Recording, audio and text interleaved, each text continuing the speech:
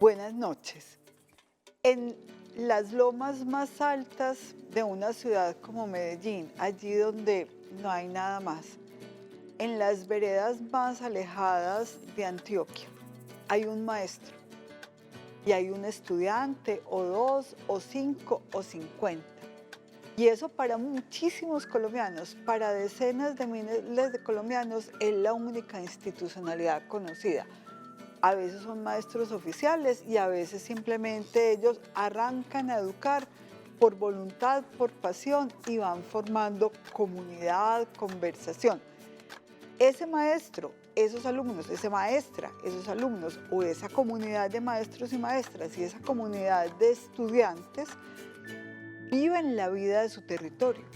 Ellos tienen pobreza, ellos tienen miedo, ellos reciben amenazas, ellos reciben problemas, ellos viven las violencias domésticas tristemente y también las circunstancias complicadas como un invierno fuerte, como no tener alimentos para llegar a clase sabiendo algo, ni siquiera tener un lápiz y un papel para aprender. Es la relación de la escuela con la realidad. ¿Qué tanto entendemos de eso? ¿Qué tanto entendemos del miedo en los ojos de un maestro, de una maestra, de un estudiante?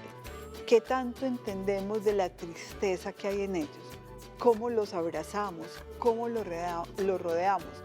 ¿Cuándo empezamos a hablar de los conflictos que pasan por la vida del aula, que afectan la vida del aula, que afectan a la escuela? Bienvenidos, es Charlas Maestras y nuestros invitados hoy estarán con nosotros para hablar del conflicto social en la educación.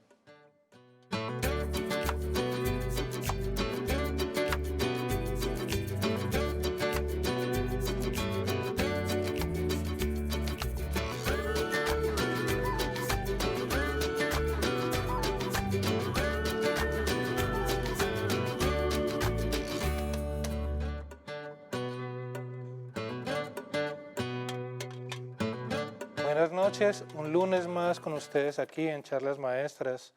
Quisiera decir lo siguiente, un saludo afectuoso, cariñoso y cordial a Luz María Sierra.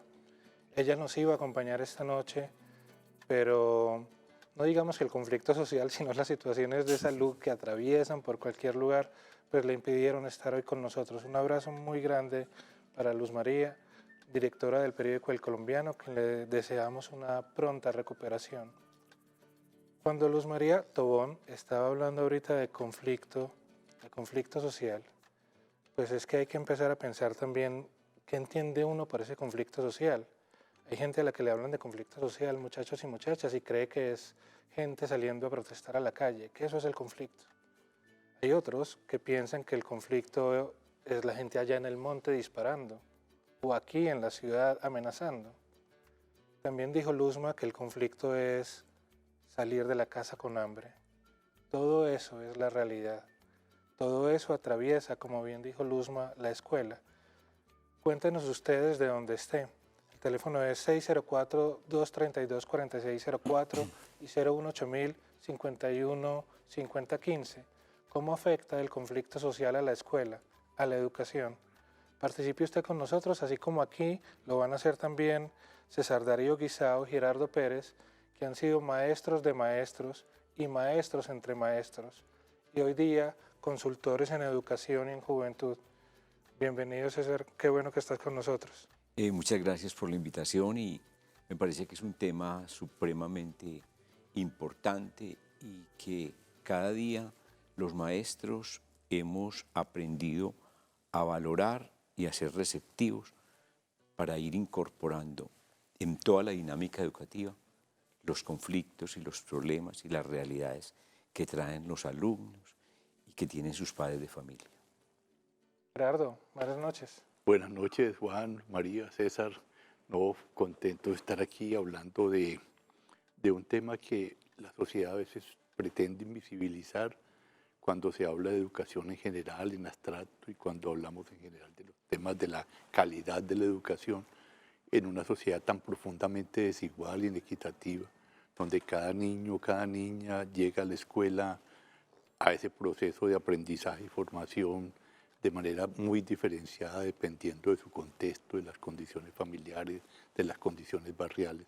Entonces me gusta mucho estar con ustedes tan apasionados de la educación conversando y espero que los oyentes también nos cuenten muchas cosas. Este señor puso sobre la mesa una palabra que nos ha tenido conversando todos estos días: desigualdad.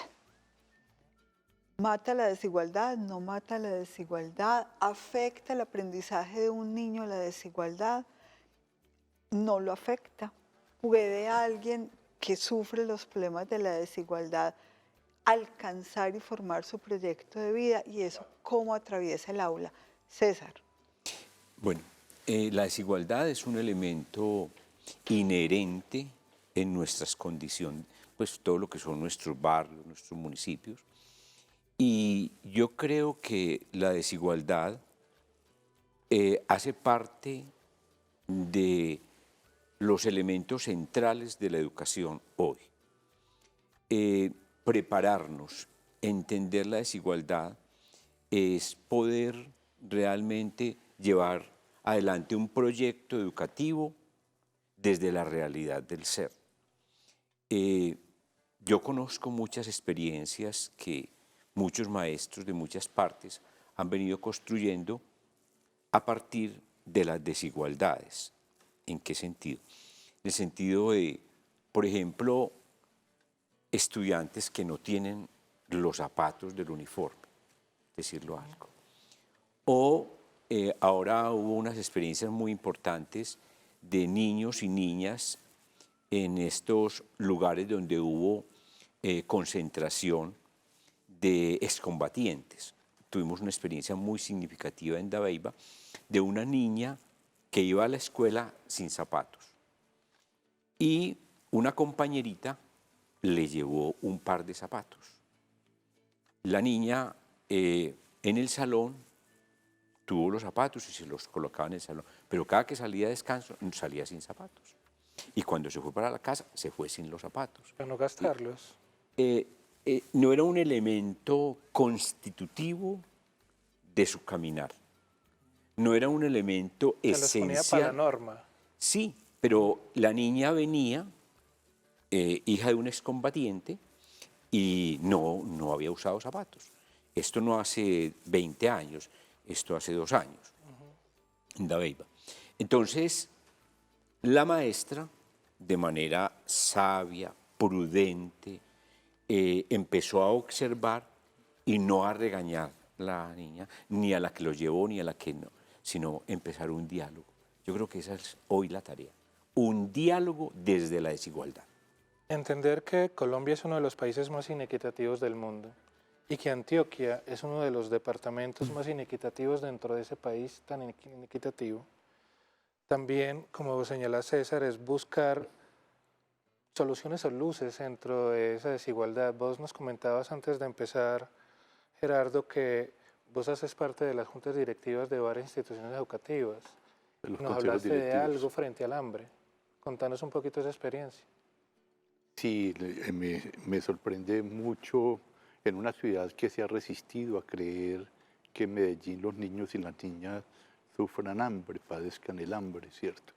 Y hace poco en una de las instituciones educativas de que parte del consejo directivo, escuché la versión de unas estudiantes comentando que ellos y los compañeros de 10º grado, entre ellos reunían, cada uno llevaba una libra de arroz, azúcar, papas, fideos, y juntaban pequeños mercados para entregarle a los compañeros que ellos sabían que estaban aguantando hambre y que no tenían otra posibilidad de alimentarse. Entonces lo hacían. Y yo le preguntaba que si eran los mismos siempre que les entregaban en el mercado y ellas me decían, no, es que como son varios, no tenemos para darles a todos cada vez, entonces vamos rotando, ¿cierto? Esa es una prueba del tamaño, la dimensión del hambre y uno se pregunta, un niño o una niña que llegue en esas condiciones a la escuela, ¿cierto? ¿Qué posibilidades tiene de estar en esos procesos de aprendizaje, pero también en los procesos de formación ciudadana, en cualquier proceso que lo convoque la escuela, ¿cierto? Entonces, esa es la realidad de la ciudad y del país, pues, porque yo siempre pienso, si eso pasa en Medellín, no me quiero ni siquiera imaginar lo que pasa en todos los pueblos de lo que Antioquia adentro. exactamente, la Antioquia profunda, como dicen ahora, pues entonces. Y quería contar una anécdota que me pareció muy bonita en eso que tocaba César Darío ahora, eh, con respecto pues a que, claro, los profes pueden considerarse clase media y muchas veces les cuesta mucho trabajo imaginar el mundo en el que viven los niños y niñas que están en las instituciones, que llegan a la institución educativa. Y alguna vez, yendo de visita a Nueva Jerusalén, una profesora de Bello me dijo, ve, yo quiero ir porque muchos estudiantes míos viven en Nueva Jerusalén, yo quiero saber ¿Cómo viven? cómo viven. Y estuvimos y ella conoció pues las condiciones del barrio, de las casas, de la familia. Y cuando terminó esto, a los 2 días me escribió una carta muy conmovedora en la que decía que ella se sintió una vergüenza tremenda de las veces que había regañado a un niño porque había llegado tarde, porque se dormía en el pupitre, pero que ahora que había ido al barrio y había comprobado de las difíciles situaciones, de los días que caían aguaceros y las casas estaban a punto de caerse, y ella decía al final, ese sábado me di cuenta que yo todavía no era una maestra, si yo no comprendía la situación del niño o de la niña en su contexto, no me puedo llamar maestra. Yo me pego de eso último que acaba de decir Gerardo porque venía pensando en el ejemplo de los zapatos. Muchos de nuestros maestros, maestras, rectoras, rectores fueron muy autoritarios, si no trae el uniforme completo, Claro. si no llega a la hora exacta, si no hace la tarea en el cuaderno y no se le riega, si se le riega la tinta, si ensucia el cuaderno, si el cuaderno es viejo. César Darío, ¿qué han hecho formadores de maestros como ustedes para que el maestro vaya haciendo ese tránsito a reconocer la real vida de nuestros niños?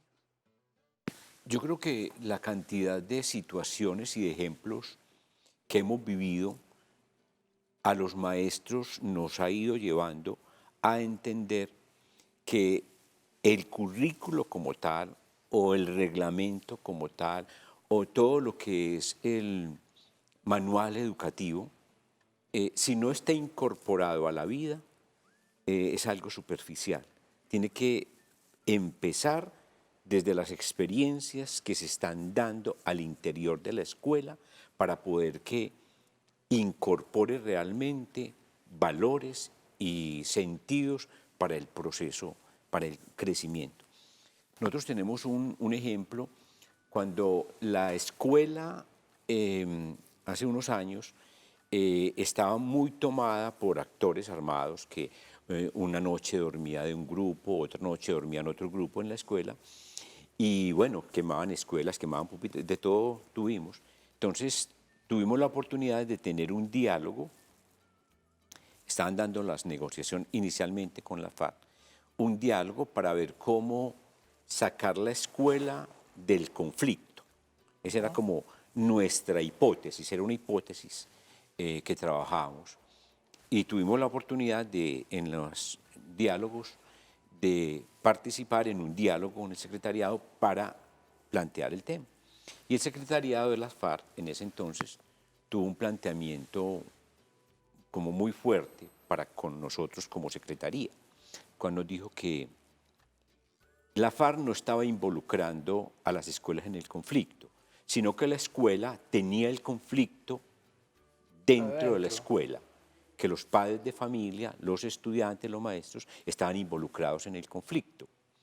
Entonces, esa reflexión de que ellos estaban involucrados comportaba, bueno, cuál es esa relación y esa forma de interpretar, porque nosotros veníamos de vivir situaciones como que de un día cualquiera no iban los niños a una escuela rural.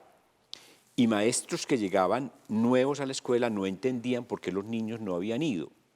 Entonces, un maestro salió a preguntarle a los padres de familia, a un vecino, por qué no habían ido los niños a la escuela. Y le dijeron, fue que anoche vino el ejército. Y cuando el ejército viene, usted no sabe que es que nosotros no mandamos los niños.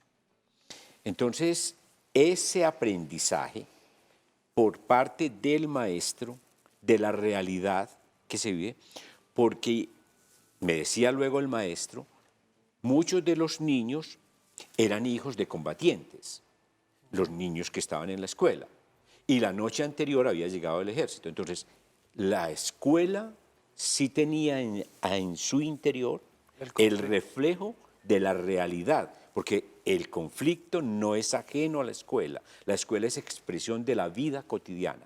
Entonces el secreto del maestro está cómo incorporar esa vida cotidiana a esos principios de valores, a esos principios de referentes éticos para realmente producir formación, porque si no, no se puede. Tiene que ser incorporando, entendiendo cuáles son esas realidades que en muchas oportunidades los planteamientos generales desconocen que existe un conflicto. Se enseñan las regiones de Colombia, pero no los conflictos de las regiones de Colombia. Se enseñan los climas de las regiones en Colombia, pero no se enseña qué produce, qué tipo de producción hay y qué conflicto genera producir cacao, producir café, producir aceite. Eso no está tan analizado en muchas oportunidades. Un poco como si te enseñaran los colores, pero no a pintar con ellos. Correcto. Vamos a ir, Gerardo, Luzma, César, televidentes, a una videocolumna, a una reflexión en voz alta. Esta vez nuestro invitado es Andrés Mauricio Montoya, de la Secretaría de Educación, quien hoy es director de Vigilancia y Control del Servicio. Un cargo que suena como muy enredado, pero el pensamiento de él no. Pónganle cuidado. Hablar de conflictos en la escuela es un tema que nos toca tanto a padres de familia, sociedad y Estado. Es importante que desde cada uno de los roles que articulamos podamos llevar la solución. Hoy el departamento de Antioquia viene padeciendo una situación difícil en sus entornos escolares por el tema de la convivencia escolar, lo que va afectando en tanto la sociedad, la familia y las escuelas toda esta problemática. La invitación es a que tanto los docentes en las instituciones educativas desde su formación puedan inculcar, tanto en los menores de edad y al mismo tiempo en su relación con los mismos docentes, a que articulemos todas esas actividades que se vienen trabajando desde el programa Escuelas para la Vida y podamos llevar esas soluciones, tanto a las instituciones educativas, las familias y la sociedad. Si bien desde la parte que yo desempeño como profesional de la Secretaría de Educación de Antioquia, mi aporte es a que en cada una de las actuaciones que yo llevo a cada institución educativa o en el trabajo que comparto, pueda ser de gran utilidad. Igualmente la invitación es a las familias. Las familias tienen un aporte importante que hacernos, porque si bien en las instituciones educativas lo que se busca es ese trabajo articulado con los docentes, la familia es también a participar. Como padres de familia tenemos que aportarle también a esa escuela para poderle dar solución a todos los problemas que hoy nos afectan en el tema de la convivencia escolar.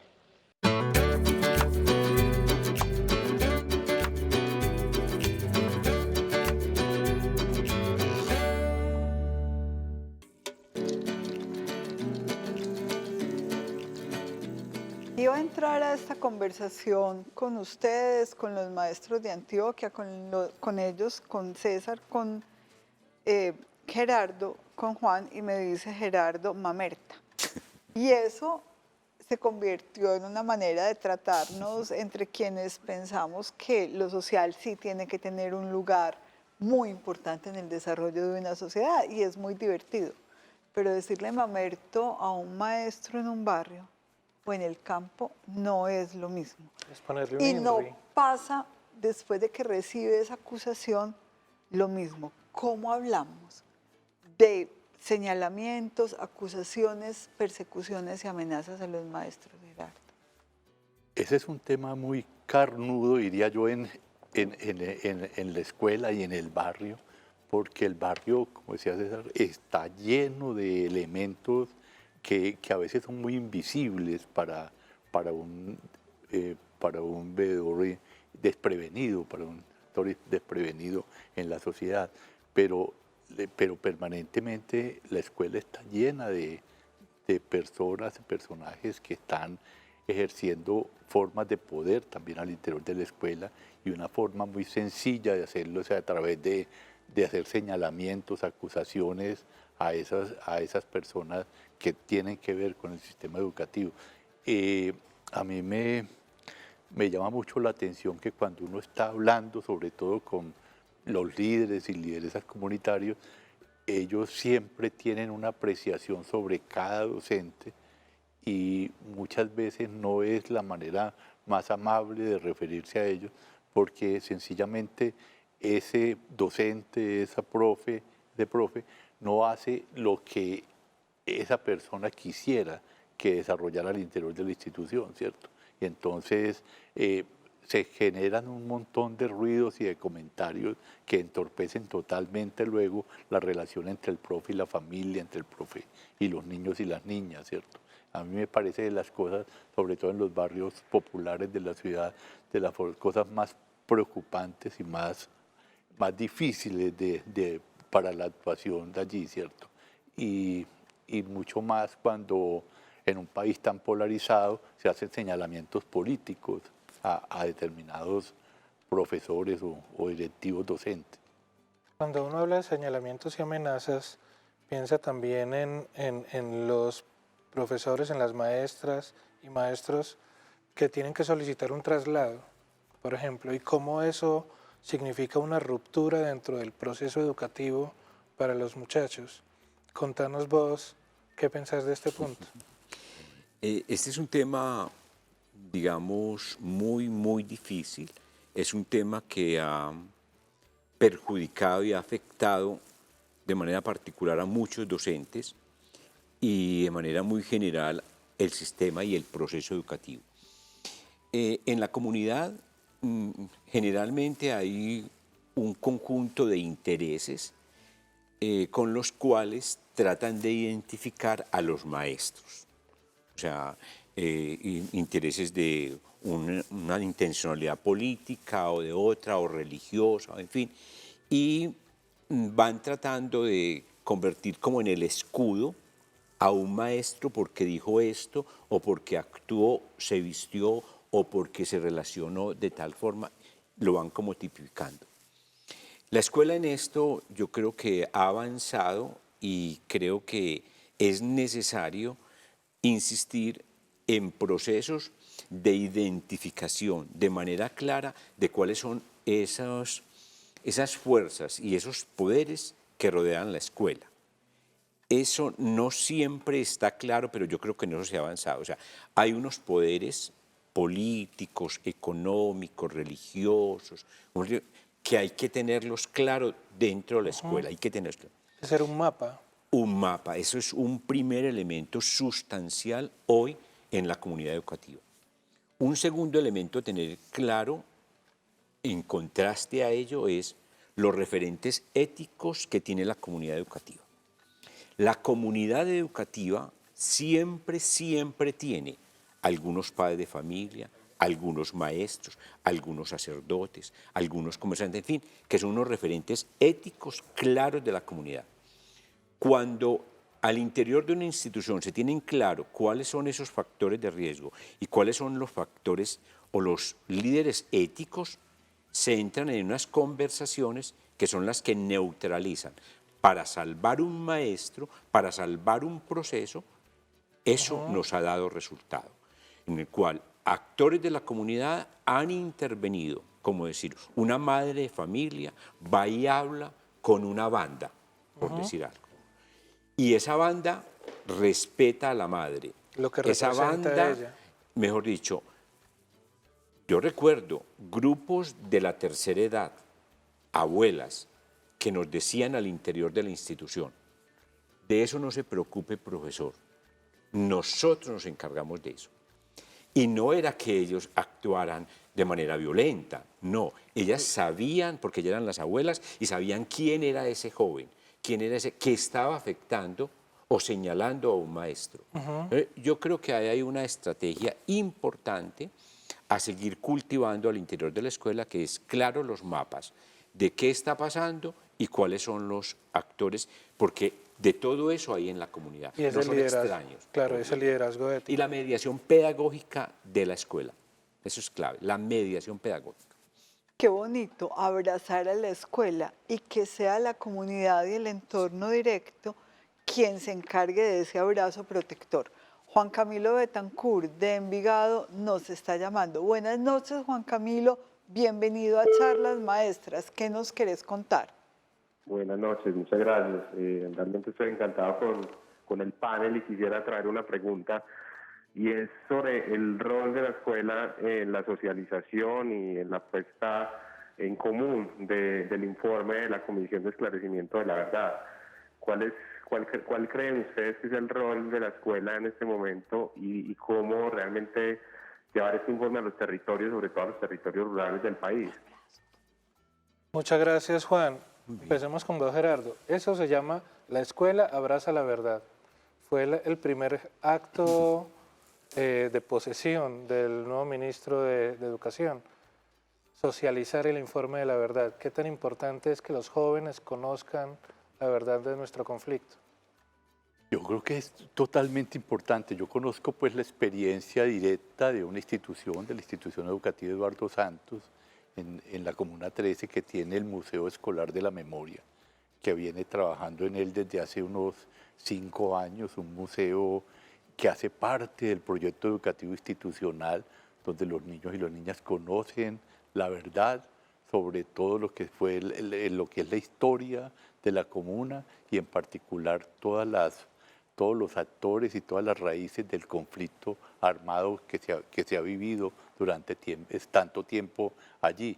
Y ahora que está en el informe de la Comisión de la Verdad, hay toda una acción pedagógica, porque se convierte en toda una acción pedagógica de comprensión de esto que se estaba nombrando ahora.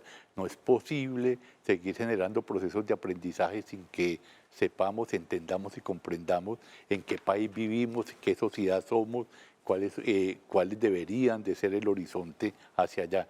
Y el informe ha sido un elemento fundamental, permanente en todo este proceso que vive la institución. Pues en otra yo creo que ha sido todavía, o es muy incipiente todavía, incluso por el reconocimiento que pueden tener diferentes actores de la comunidad sobre la importancia que tenga el informe. Pero yo creo que allí tenemos como sociedad una importante labor que hacer para lograr que en el próximo futuro todos nos vinculemos a esa acción de conocer el informe y sentirnos protagonistas de ese informe también. Bueno, vea, yo creo que la Comisión de la Verdad ha hecho un ejercicio ejemplarizante para Colombia y para el mundo. Los datos, la manera didáctica, como vienen presentados, los distintos casos, son la mejor herramienta pedagógica que podemos tener los maestros en este momento para desarrollar la historia de Colombia, para entender el dolor de Colombia y para entender las alternativas y cómo hacer realidad todo lo que venimos hablando desde el ministerio, de las secretarías, de las competencias ciudadanas.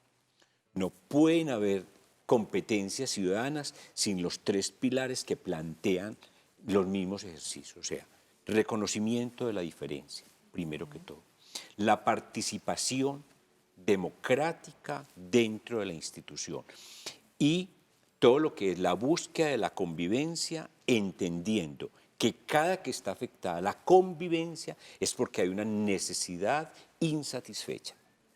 Entonces, cuando uno ve el conflicto es expresión de unas necesidades que están claramente definidas en la historia de toda la Comisión de la Verdad. El conflicto no es el problema, el conflicto es el resultado. Ese es el resultado. Y la convivencia es el ideal a partir de el ejercicio democrático de la participación y del reconocimiento de la diferencia.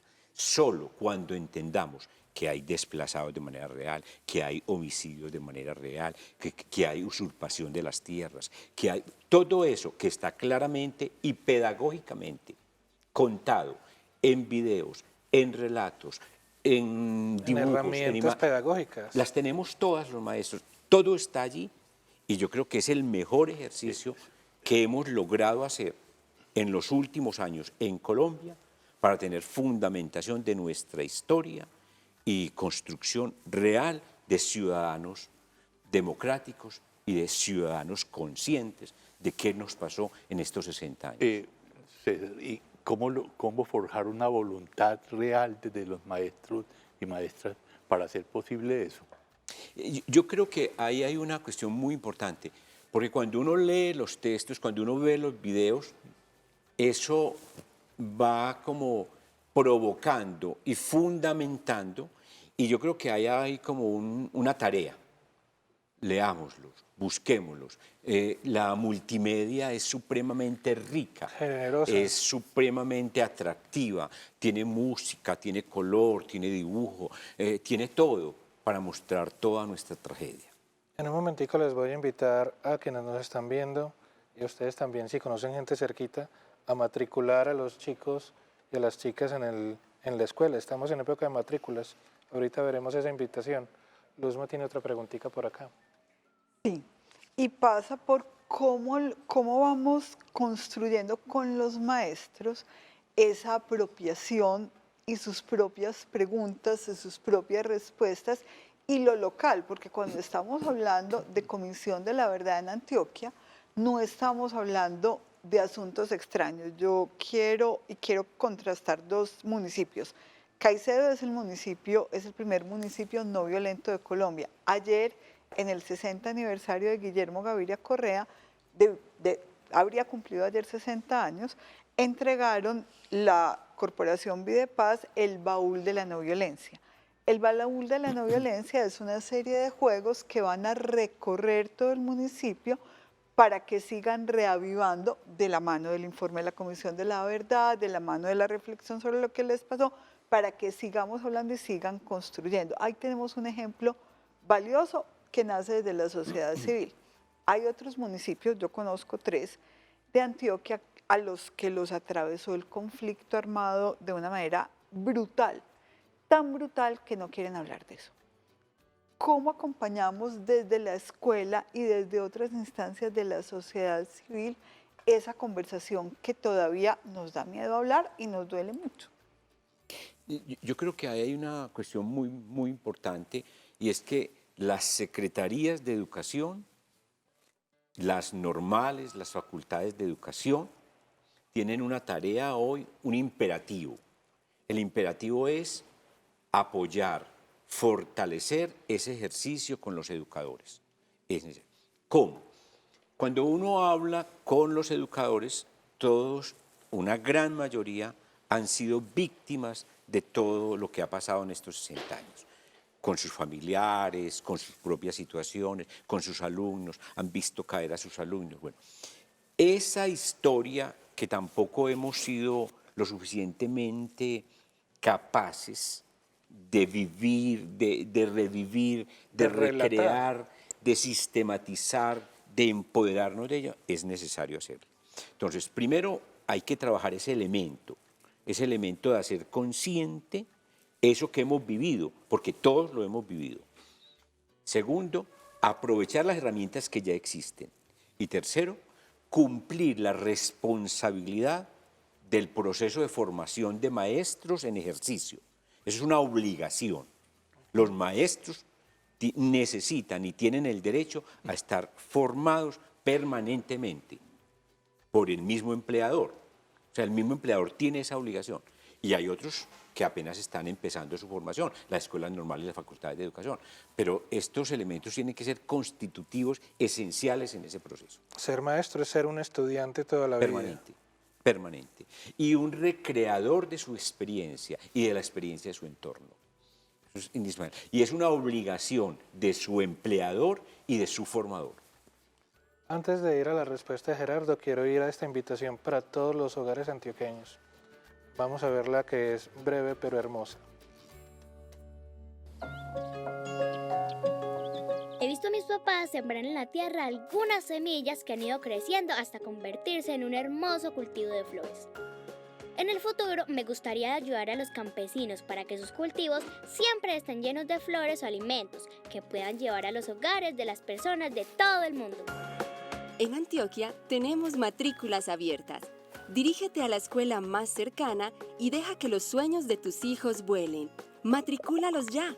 La escuela, un lugar para soñar. Unidos. Gobernación de Antioquia. Gerardo, ¿cómo hablar del conflicto que atravesó la vida de quienes están en la escuela, que atravesó a la escuela, y cómo que esa conversación vaya transformando también el conflicto en otra cosa? Sí, a mí siempre me tengo la sensación de que todavía mucho, sobre todo, pues yo hablo de Medellín, que es donde conozco y he desarrollado mi práctica, que cuesta muchísimo trabajo que los docentes, los profesores se sientan que el país ha pasado por un conflicto de la magnitud del que se ha vivido, ¿cierto? Porque pareciera que en la ciudad el conflicto pasó por la televisión y lo vieron como en una película, ¿sí?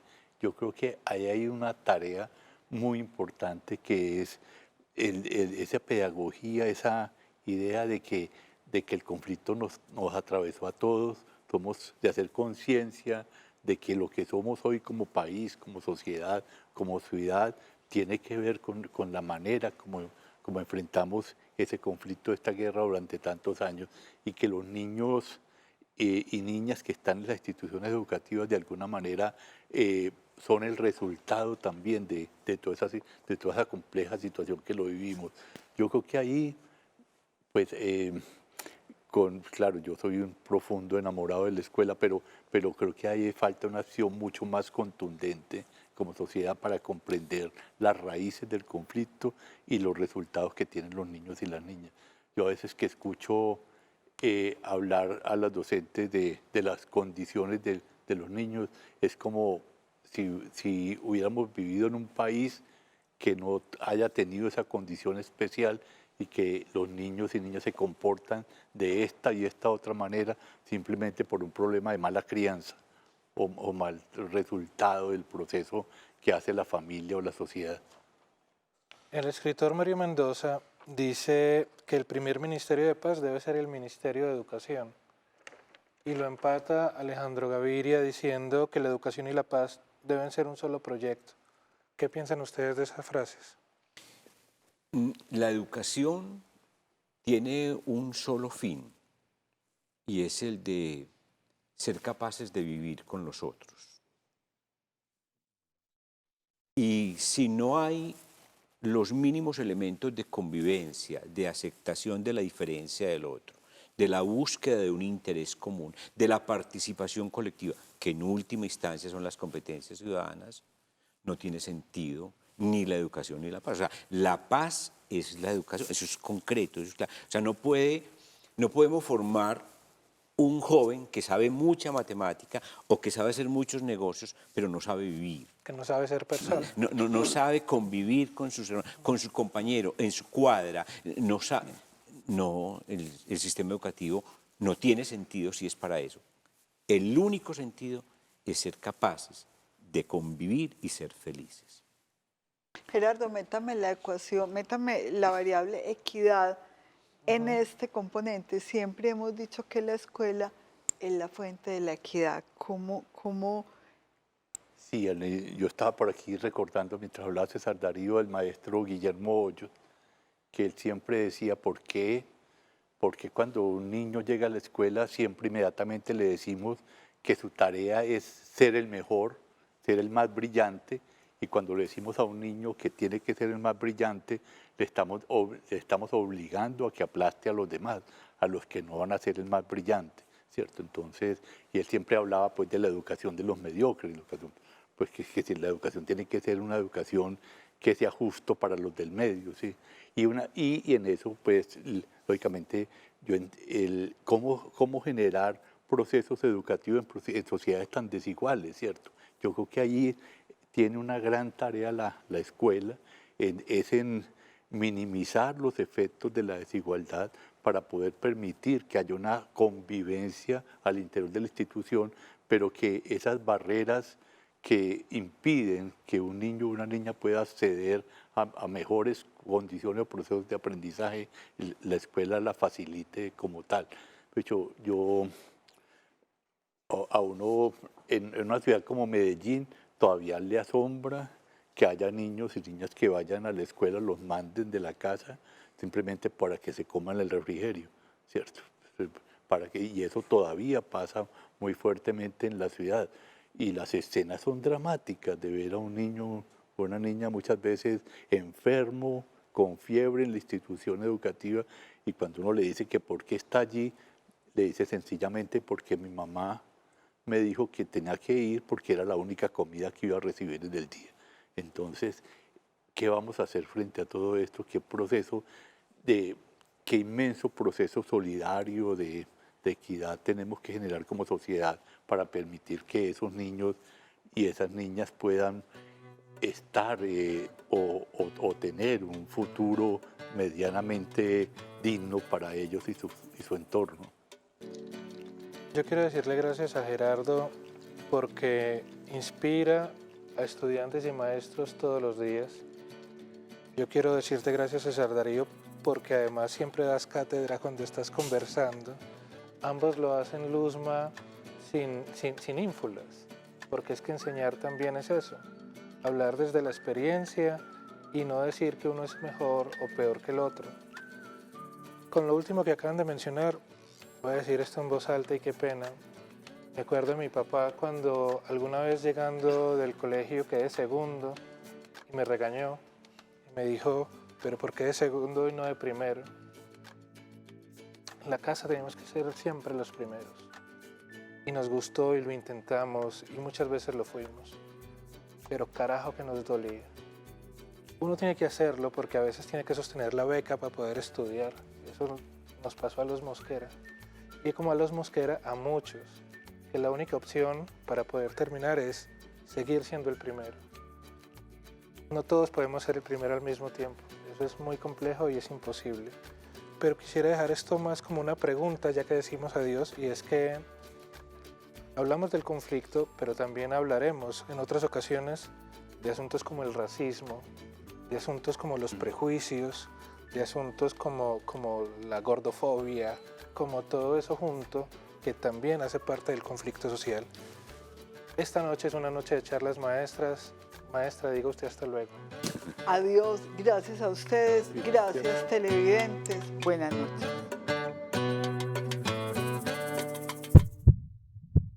Unidos.